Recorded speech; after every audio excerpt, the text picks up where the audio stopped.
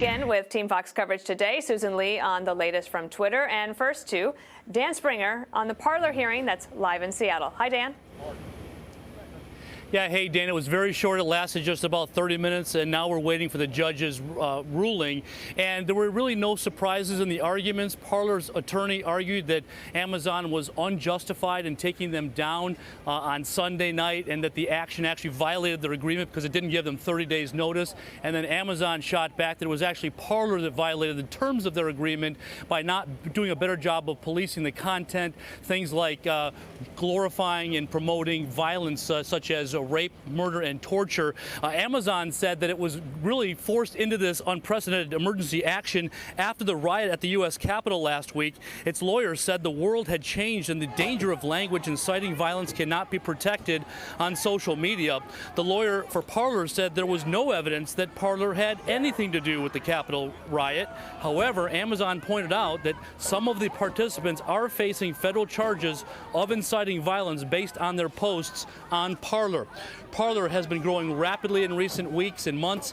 It now claims 15 million users. The company's CEO says being taken off the Amazon servers is like the death penalty for his business. John Matsey says Amazon was pressured by the left to terminate the Parler account, and he says this is very much an issue of free speech. This is really a very big kind of attack on small business, on up and coming startups, and on free speech online. It seems to be that if you're not in the club, you don't get access to the internet. But in a court filing, Amazon wrote, compelling AWS to host content that plans, encourages, and incites violence could be unprecedented, or would be unprecedented. Parler has no likelihood of prevailing on the merits, but Parler's attorney made an interesting point. He said that, this policing the internet is a problem for anybody doing business online, and he pointed out that the hashtag #HangMikePence was trending on Twitter for several days last week. Dana?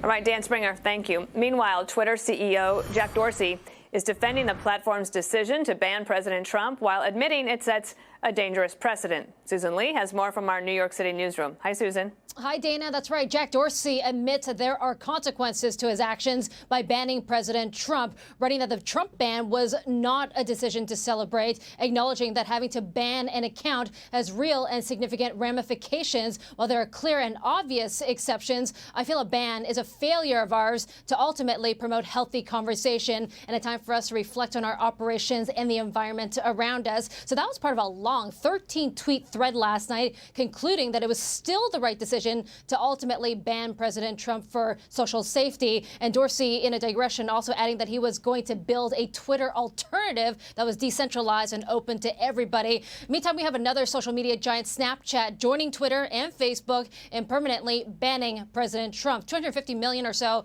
visit Snapchat every day. Twitter has slightly less, but both are way behind Facebook, which has over 2 billion daily users. Now, so far this week, Wall Street has sold down Twitter and Facebook shares, who have both lost a combined $60 billion in market value. Investors, like a lot of people, are concerned that banning the U.S. president sets dangerous precedents, which might open the door to future controversy and less engagement, ultimately meaning that they will make less money in the future. Dana? Susan, I appreciate how you can articulate the difference between president and precedent. It's impressive. I need to work on it. Thanks very much.